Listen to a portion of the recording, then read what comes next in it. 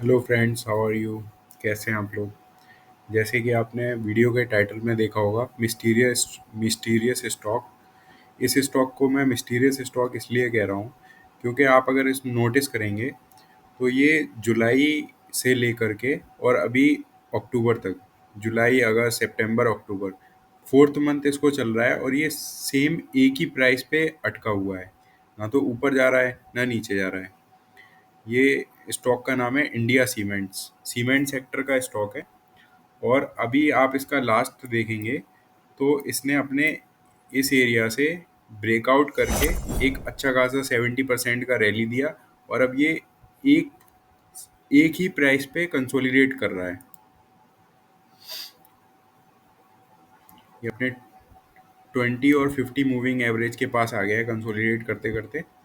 और इसमें नोटिस करने वाली बात यह है कि अगर आप इसको अभी तो डेली टाइम फ्रेम पे देख रहे हैं, अगर इसको आप आवरली टाइम फ्रेम पे देखेंगे तो इसमें समझ में आएगा कि ये एक ही लेवल पे इतने 3-4 महीनों से रुका हुआ है। ऐसा इसमें क्या चल रहा है, मतलब ऐसी क्या बात है जो यहाँ पे आके ये रुक गया है। ना तो ऊपर जा रहा है ना नीचे जा रहा है। तो ये एक, इसका अगर आप प्राइस नोटिस करेंगे तो ये 364 के प्राइस पे लगभग ये काफ़ी समय से रुका हुआ है।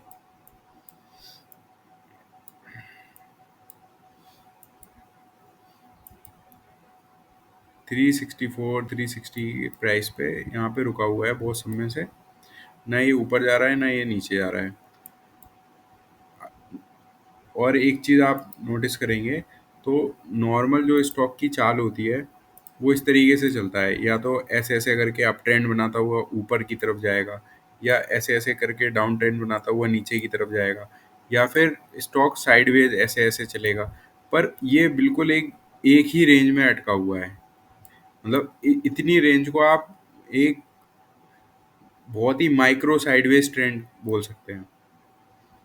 तो जब मैंने इसके फंडामेंटल चेक किए तो फंडामेंटल में समझ में आया कि फंडामेंटली ये स्टॉक काफ़ी वीक है। मींस 11,000 करोड़ की मार्केट कैप है इसकी। डेप्ट 2,600 करोड़ का डेप्ट है। और इसके जो पास प्रमोटर की होल्डिंग 28% है और उसमें से भी 47% प्रमोटर्स ने प्लेज कर रखी है। तो जिस भी स्टॉक में प्रमोटर होल्डिंग 50% से लेस होती है वो खुद में ही एक रेड फ्लैग की तरह होता है। और इसकी आर और आर माइनस में है। जबकि आप देखेंगे स्टॉक ने अच्छा खासा ब्रेकआउट करके यहाँ से ब्रेकआउट करके और ये 70% के लगभग की रैली दी थी, वो भी 1.5 महीने के टाइम पे। मतलब एक एक से 1.5 महीने में लगातार सीधी रैली दी इसने। और अब ये पिछले 3 महीने से ये कंसोलिडेट कर रहा है सेम रेंज में। तो इसमें नॉर्मली अगर देखा जाए, अगर इसके फंडामेंटल नहीं देखे जाएं तो नॉर्मल अगर रिटेलर की नज़र से देखा जाए तो समझ में आ रहा है कि ये एक होल है। यहाँ पे ये फ्लैग टाइप का बना रहा है। यहाँ से ब्रेकआउट करके पूरा एक इतनी लंबी, जितना लंबा इसका पोल है इतनी लंबी एक रैली दे सकता है और 500 के करीब इस लेवल का इसका टारगेट आ सकता है। लेकिन जब आप फंडामेंटल देख रहे हैं तो समझ आ रहा है कि फंडामेंटली स्टॉक जो है वो काफ़ी वीक है। तो इसमें अगर कोई इस लेवल पे एंट्री कर रहा है तो उसके फंसने के चांसेस हैं पूरे पूरे। क्योंकि यहाँ पे हो सकता है कि इसमें ऑपरेटर जो है एक बार ऐसे करके ब्रेकआउट दिखा के और यहाँ से वापस इसको गिरा दे नीचे तक। तो जितने लोगों ने यहाँ पे इस रेंज में बाई किया होगा उनका स्टॉप लॉस यहाँ से खा के, और ये अपने प्रीवियस सपोर्ट जोन के पास अगर इसका देखते हैं हम, इसने मंथली ब्रेकआउट किया था इस लेवल पे। और मंथली ब्रेकआउट करने के बाद इसने बिल्कुल भी रिट्रेसमेंट नहीं दिया। यहाँ से मंथली ब्रेकआउट किया था, मंथली ब्रेकआउट करने के बाद इसने कोई रिट्रेसमेंट नहीं दिया इस लेवल पे। तो हो सकता है कि यहाँ पे ये यहाँ से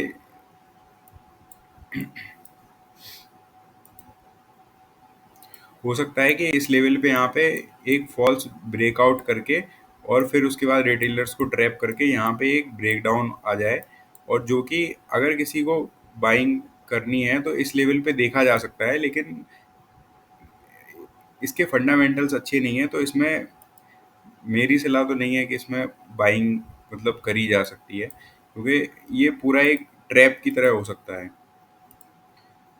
रिटेलर्स को ट्रैप करने के लिए इस स्टॉक में एक फ्लैग एंड पोल टाइप का पैटर्न दिखाया जा रहा है, जो कि साफ समझ में आ रहा है कि यहाँ से एक पोल बना, ये फ्लैग बना।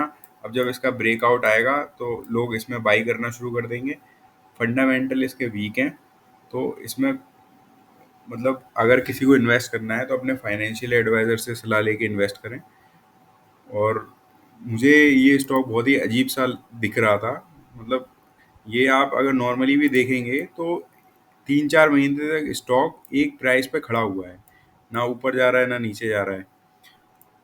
मुझे अभी इसमें देख के जो समझ आ रहा है वो ये समझ आ रहा है कि इसका रिजल्ट आने वाला है 8 नवंबर को, और रिजल्ट आने तक ये स्टॉक अपना इसी एरिया में, अपना इसी जोन में, ये यहाँ रिजल्ट आने तक और इसमें कंसोलिडेट कर सकता है। रिजल्ट आने तक और थोड़ा इसमें कंसोलिडेट कर सकता है। यहाँ तक रिजल्ट के टाइम पे इसमें या तो ब्रेकआउट आएगा या ब्रेकडाउन आएगा, और अगर ब्रेकआउट आता है तो मोस्टली हो सकता है कि वो फॉल्स ब्रेकआउट हो, क्योंकि इसके लास्ट क्वार्टर के और लास्ट दो दो साल से ये निगेटिव रिजल्ट पोस्ट कर रही है कंपनी। अगर आपके screener.com पे आप इसके फंडामेंटल में जाएंगे तो फंडामेंटल अच्छे नहीं दिख रहे हैं इसमें, मतलब प्रोज में कुछ भी नहीं है, और इसमें कंपनी में इतने सारे कॉन्स हैं, तो फंडामेंटली अच्छा साउंड नहीं कर रही है ये कंपनी। तो इसके अगर आप क्वार्टरली और ईयरली रिजल्ट देखेंगे तो क्वार्टरली रिजल्ट देखिए यहाँ पे मार्च 2022 से, और अभी तक भी क्वार्टरली रिजल्ट इसके नेगेटिव में जा रहे थे। जून 24 का क्वार्टर ऐसा गया है जो पॉजिटिव में क्लोज हुआ है, उससे पहले के सारे क्वार्टर ही नेगेटिव में क्लोज हुए हैं। तो एक क्वार्टर पॉजिटिव में क्लोज होना और यहाँ से 70% की रैली वो भी 1.5 महीने में दे देना, तो ये थोड़ा मिसमैच हो रहा है। अब नवंबर में जो इसका क्वार्टरली रिजल्ट आने वाला है उससे थोड़ी चीज़ें क्लियर होंगी कि पॉजिटिव आ रहा है या नेगेटिव आ रहा है। अगर आप इसका पीएनएल अगर आप ईयरली में देखेंगे तो ईयरली में लास्ट 2023-2024, मतलब लास्ट 2 ईयर से ये नेगेटिव रिटर्न दे रहा है, -125 करोड़, -227 करोड़।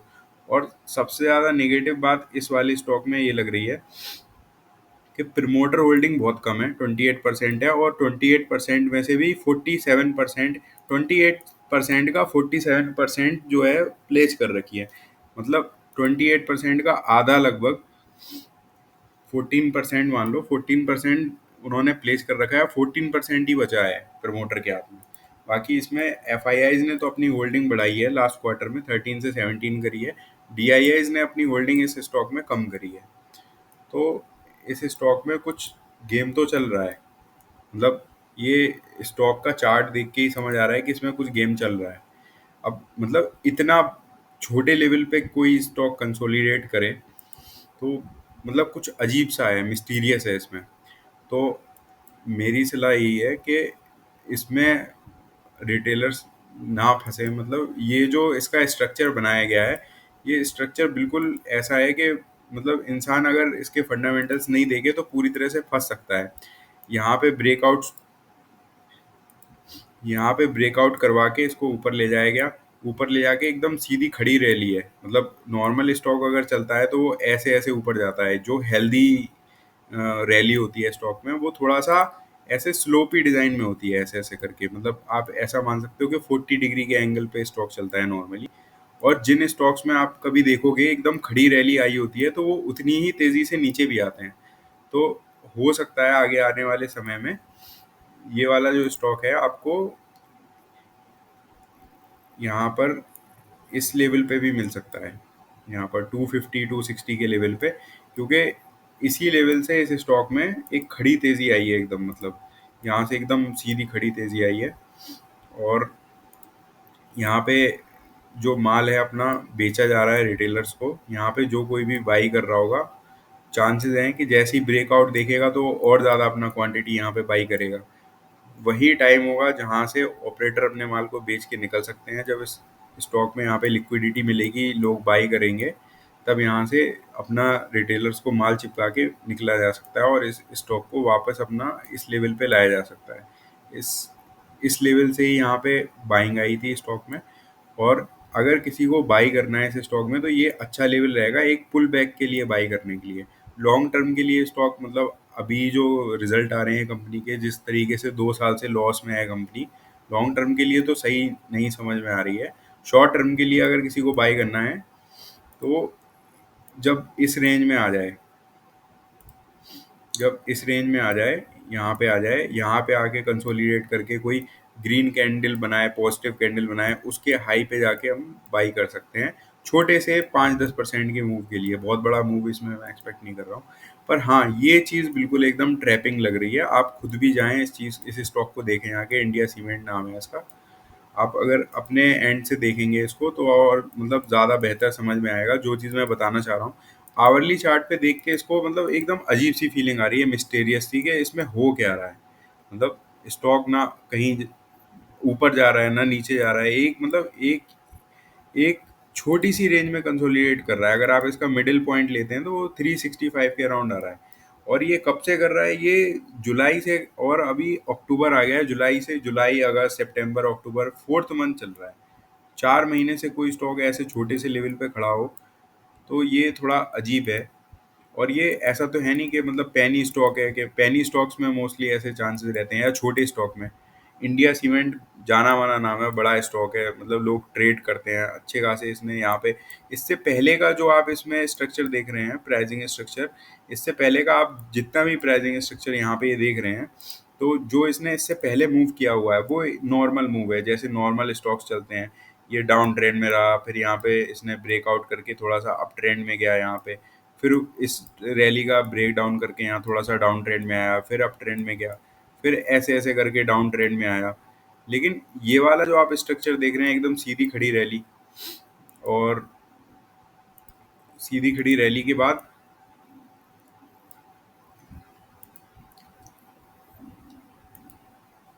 यहाँ पे सीधी खड़ी रैली के बाद और स्टॉक बिल्कुल रुक गया है, थम गया है एक जगह पे। तो ये थोड़ा सा डाउट क्रिएट कर रहा है मन में कि ऐसा क्यों हो रहा है इस स्टॉक में, मतलब ऐसा क्या है इस स्टॉक में जो इसमें बिल्कुल भी मूवमेंट नहीं आ रहा।